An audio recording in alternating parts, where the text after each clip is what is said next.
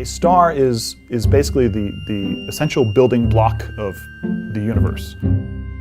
We've been discovering exoplanets, we've been discovering planets that orbit other stars, and naturally we want to find out as much as we can about these objects. If you want to understand the planet, you have to understand the star in the first place.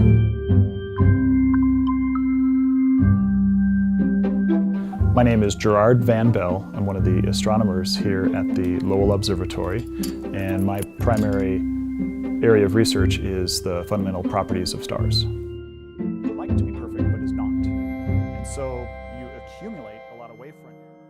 The stars that I look at are all pretty bright. The stars that I look at are stars that you can walk outside and see with your own two eyes. When you look at things in greater detail than has ever been available before, you find all kinds of surprises.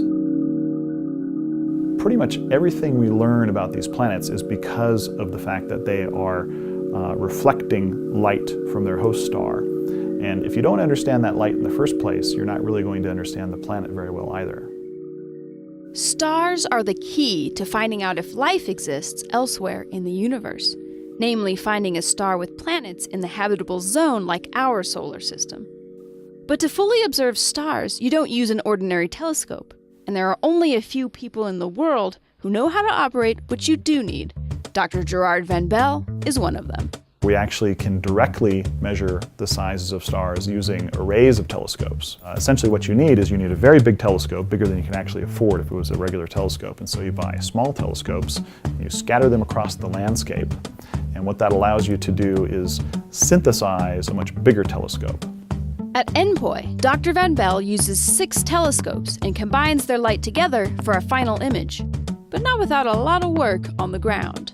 When starlight passes through atmosphere, it's already been damaged by its journey through the atmosphere from outer space down to the ground. Having collected starlight at each one of the 6 telescopes that make up NPOI, we don't want to basically add to the problem as we send it to the back end. And so we put the light into a vacuum pipe. Many beams can get stuffed into each one of those pipes.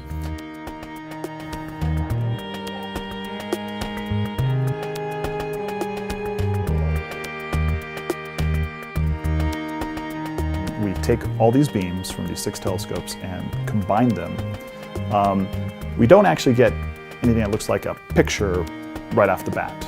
We actually get more of a mathematical signal, which we then run through a computer, and the computer reconstructs the image for us.